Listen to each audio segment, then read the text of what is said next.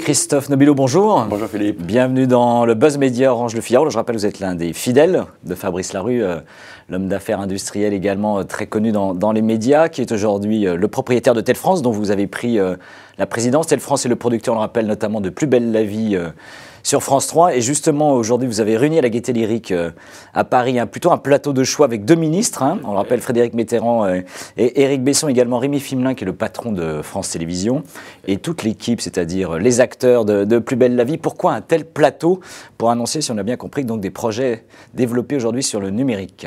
Eh bien, Plus belle la vie, c'est près de 6 millions de téléspectateurs chaque jour, près de 11 millions de téléspectateurs uniques chaque semaine.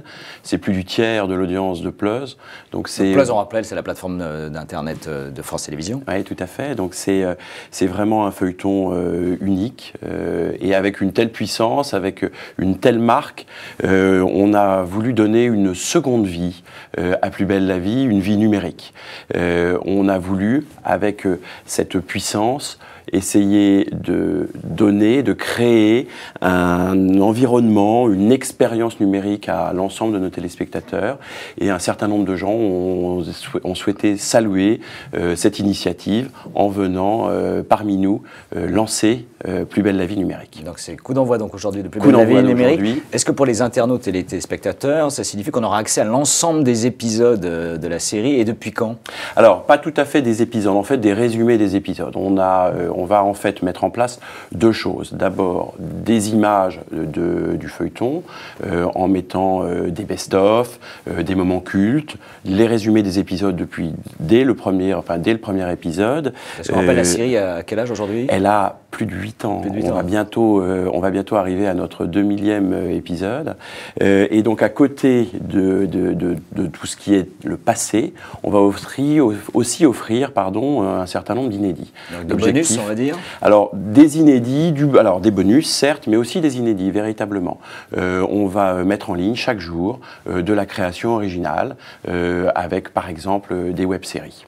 D'accord, donc ils seront en appoint supplémentaire de ce qu'on pourra trouver sur la série classique. Absolument, à 20h40, tous les jours, sera mis en ligne un nouvel épisode d'une web-série qui est en relation avec la série Plus belle la vie. Est-ce qu'il y a d'autres services que vous avez prévu de déployer, et comment vous comptez justement monétiser tous ces déploiements numériques? Alors, ce qu'on a cherché à faire, c'est tester, expérimenter tout ce qui peut exister en termes de numérique. Donc, on va mettre en place une social TV, ce qu'on appelle un PVLV Talk. On va mettre en place des services de géolocalisation, donc ça va être Plus belle la vie autour de vous. On va mettre en place des services plus marchands, en proposant le cas échéant d'acheter les vêtements que portent les différents acteurs. On va proposer des jeux.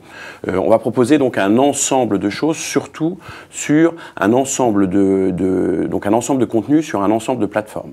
Donc certes, c'est sur un site, Internet, mais ça n'est pas uniquement un site. C'est loin d'être bien sûr un site. C'est aussi sur Facebook, c'est aussi sur Twitter, et c'est des applications mobiles qui sont compatibles sur tous les téléphones. Ces déploiements pour Telle France représentent un investissement important?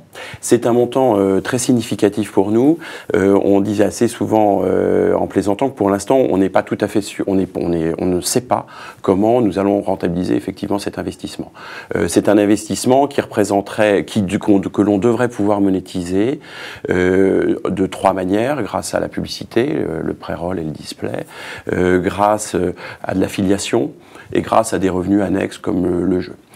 Normalement, on imagine que ce sera essentiellement des revenus liés à la publicité.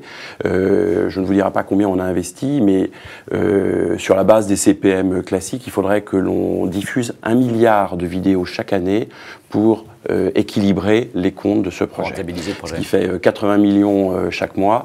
À titre d'exemple, de Plus belle la vie, comme je vous le disais, qui représente quand même plus d'un tiers de l'audience Plus, représente 10 millions de vidéos vues chaque mois. Donc on en est encore un petit peu loin. Et encore un petit peu de travail. Un peu. Le Plus belle la vie, si vous l'avez rappelé tout à l'heure, c'est 6 millions de téléspectateurs, rendez-vous tous les jours. Quelle audience vous visez justement sur tous ces nouveaux services numériques? Alors, on vise cette semaine 600 000 fans sur Facebook, et on vise environ 500 000 visiteurs uniques sur le site et 400 000 applications mobiles téléchargées d'ici la fin de l'année.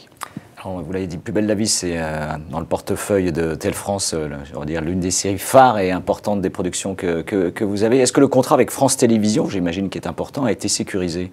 Alors effectivement, Plus belle la vie, on parle aujourd'hui de Plus belle la vie, mais Plus belle la vie représente 20% du chiffre d'affaires du groupe Tel France.